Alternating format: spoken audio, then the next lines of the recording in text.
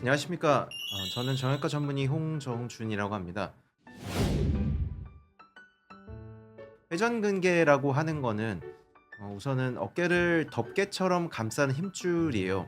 이름을 하나씩 해보면 앞에가 견갑하근이라고 하고요. 위쪽이 극상근이라고 하고 뒤에가 극하근, 제일 아래에 있는 게 소원근이라고 합니다.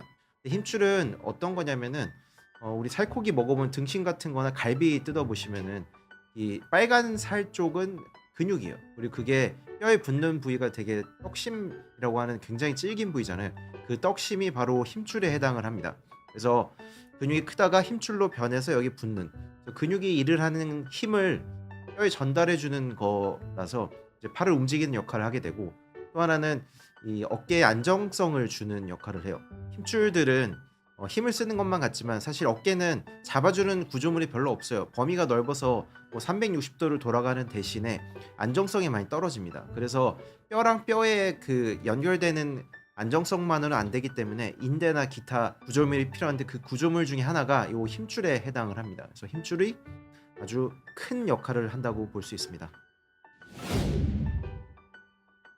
이거는 다쳐서 끊어지는 거나 파열되는 경우는 잘 없고, 대부분이 퇴행성 변화예요. 퇴행성이라는 게 많이 쓰거나 나이가 증가하면 50대, 60대, 70대 이렇게 갈수록 파열이 증가를 하게 됩니다. 옷감이 해지는 거라고도 제가 설명을 많이 하는데, 옷을 많이 입으면 보풀이 막 일어나잖아요. 그러다 어느 순간 보면 구멍이 뚫리고, 이런 게 이제 회전근개 파열과 비슷한 겁니다. 그래서 많이 써서 닳아서 해지면서 구멍이 생기는 그런 걸로 이해를 하시면 됩니다. 환자분들이 항상 또 찢어지고 끊어졌으면 이거 수술해야 되는 거 아닌가요? 라고 많이들 질문을 하시는데, 사실은 그 수술까지 가는 경우는 되게 흔하지 않습니다. 파열이 있다 그래도 완전히 그 전층 파열에 해당될 때, 그러니까 파열이 좀 심할 때만 수술을 하게 되고, 그러지 않으면 대부분 비수술 치료로 끝이 나게 돼요. 그래서 조금 더 간단하게 정리를 하면은, 부분층 파열일 때 50% 미만이면은 그 보풀만 정도 있을 때는 수술을 안 합니다. 근데 50% 넘으면은 진행을 해서 전층 파열까지 갈 수가 있고, 그런 경우엔 수술 가능성이 높다, 이렇게 이해를 하시면 돼요. 그 재파열이란 거는 수술하고 나서 다시 찢어지는 걸 말을 해요. 구멍을 막아놨어요, 열심히. 근데 다시 또 터져요. 이게 생각보다 흔해요. 연구들을 보면은 25% 아니면 시간이 지나서 뭐 10년, 15년 이렇게 연구한 것들이 있어요. 결과들이 보면은 40%까지 올라간대요. 어떤 사람은 뭐 60%라고도 하고. 다행인 거는 대부분이 수술을 안 한 것보단 당연히 훨씬 좋아요. 재파열을 해도 재수술하는 경우가 잘은 없어요. 희한하죠. 그 힘줄을 꼬매놔서 예전이랑 비슷하게 돌아왔는데도 다시 수술하는 경우가 생각보다 많지가 않다는 거예요. 또 왜 그런지는 원인은 명확하진 않은데, 아무래도 수술할 때 그냥 힘줄만 봉합하는 게 아니라 주변의 환경들을 좀 정리를 해줘요.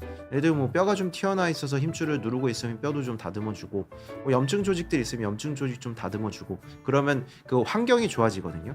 그래서 더 악화되거나 통증을 더 느낄 수 있는 그런 환경들이 없어지면서 대부분 좋아진다고 합니다. 가장 흔하게 쓰이는 게 이 동종진피예요. 동종진피. 다른 사람의 그 피부 중에 두꺼운 부분을 떼가지고 그걸 막 가공을 해요. 우리 뭐 등 피부나 이런 데 두껍잖아요. 그런 거는 가공을 하면은 이게 한 뭐 6mm까지도 나와요. 6mm까지 나온 그 두꺼운 아주 질긴 콜라겐 덩어리가 나오잖아요. 근데 이거 남의 건데 나한테 써도 돼요? 그거는 어떻게 하냐면 그 안에 있는 세포를 다 제거하는 기술이 있어요. 콜라겐 덩어리만 주로 남기는 거예요. 그래서 어디다 갖다 놔도 그럼 걔로 변해요. 이 밑에 사진은 이제 제가 수술했던 건데, 구멍이 엄청 커요. 너무 커서 이거는 원래 힘줄로는 안 되겠다 싶어서 제가 환자분한테 미리 설명을 했어요. 이거 인공힘줄 이식을 하시면은 좀 도움이 돼요. 실이 보이죠? 실을 쓰면서 힘줄을 안에서 먼저 끌어오고, 그 위에 하얀 거를 추가로 덧댄 거예요. 힘줄이 있고 그 위에 다시 얹어서 보호해주는 기능을 해요. 그래서 이렇게 하면 실제로 연구들도 그렇고 한 20% 정도 재파열률을 감소를 시켜요. 뭐 재파열이 30%였는데 20%를 깎는다, 그게 아니라 30% 중에 20%. 그래서 뭐 재파열 확률을 5분의 1 정도 낮춘다, 뭐 이런 정도로 이해를 하시면 돼요.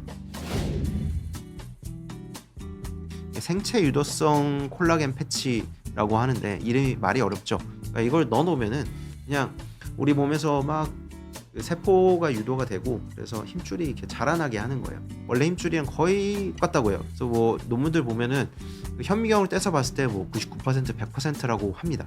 그래서 이거는 제가 수술했던 건데 이렇게 보풀인데 이것도 뭐 다 해보니까 전체 파열이었어요. 그래서 이렇게 실로 봉합을 하고 이거 하면 이제 제대로 안 붙을 수 있거나 재파열도 있고 또 잘 안 붙을 수 있으니까 제가 추가로 이렇게 덮어놓은 거예요. 이게 패치예요. 이 패치. 연구들이 이제 굉장히 활발하게 일어나고 있는데 재파열을 3분의 1까지 낮춘대. 아까는 뭐 5분의 1, 끼케 5분의 1, 뭐 10분의 1이라는 사람도 있었는데 이거는 3분의 1 정도라고 이제 돼 있어요. 그래서 25%가 일반적인데 이건 8%까지 낮출 수 있다. 이렇게 얘기를 하고 있어요. 물론 연구가 더 진행이 돼야 되겠지만 현재까지 나온 그래도 굉장히 질이 좋은 고퀄리티의 연구에서는 이렇게 나왔습니다. 그리고 또 하나는 그 재료가 아까 실을 쓰고 그랬는데 이거는 실을 좀 덜 쓸 수도 있고 이 패치들이 기본적으로 다 흡수가 돼서 없어져요. 그러니까 실이나 이런 게 몸에 남는 실을 원래 쓰는 경우가 많은데 이거는 흡수가 돼서 없어져요. 영상에서 잠깐 보면은 이렇게 뭐 안에 패치를 넣어놓고 이거를 뭐 박아 넣어요. 그다음에 그럼 이 즙이 있는 거예요. 여기 보이죠? 뭐 파란 회색으로 여기에 막 세포들이 달라붙어요. 그다음에 얘들이 쫙 변하는 거예요. 그래서 없어지죠. 없어지면서 원래 힘줄이 두꺼워지는 아니면 재생이 되는 거예요. 예전에는 실을 무조건 써서 그 힘줄을 끌어와야 됐거든요. 근데 이거는 실을 안 쓰고 안 쓴다는 거는 뼈에 구멍을 뚫지 않아도 되고 힘줄 끌어왔을 때 그 힘줄 끌어온 거랑 뼈가 붙는 시간도 훨씬 더 줄어드는 거예요. 패치가 그 자리에만 있으면 되는 거니까. 그래서 굉장히 획기적인 방법이에요. 원래 기존에 실을 쓰고 이거를 추가로 덮어줘도 당연히 그 재파열을 줄여주는데 더 획기적인 거는 이제 패치를 사용했을 때는 이것만 했을 때 이제 보조기도 좀 덜 쓸 수 있고 또 실도 아예 안 쓰거나 그러면 실이 몸에 남지도 않고 따라서 파열이 이런 게 잘 없고 뼈에 넣는 물질이 없으니까 통증도 좀 덜하고 이런 장점들이 생겨요. 근데 뭐 패치를 항상 쓸 수 있는 건 아니에요. 이제 너무 대파열일 경우에는 패치를 못 써요. 패치만 써야 되는 건 그 조건들이 좀 있습니다. 새로운 방식이라고는 했는데 어쨌든 그거보다 더 중요한 거는 회전근개 파열이 어떤 건지 아시는 게 중요하고 그 다음에 이 진행을 한다는 거. 그래서 파열의 두께를 봤을 때 50% 이상인 거랑 미만인 거가 많이 달라요. 미만일 때는 어쨌든 수술까지 가는 경우가 잘 없는데 50%가 넘었을 때는 수술 가능성이 있다. 이 정도는 알고 계시면 되고 수술하는 거는 기본적으로는 이제 뼈에 구멍이 뚫린 거를 힘줄이 끌어와서 거기를 막아주는 형식이다. 근데 이게 재파열이나 뭐 통증 이런 게 좀 동반되는 경우가 많아서 수술의 합병증이죠. 합병증을 줄여주는 방법들이 최근에는 좀 나오고 있다. 그 중에 뭐 일부가 뭐 동종 진피 아니면 뭐 이런 패치들을 이용해서 힘줄을 보강을 해주는 거예요. 그냥 단순하게 수술만 하는 게 아니라 보강해주는 방법들이 나왔다. 그래서 이렇게 이해를 하시면 되겠습니다.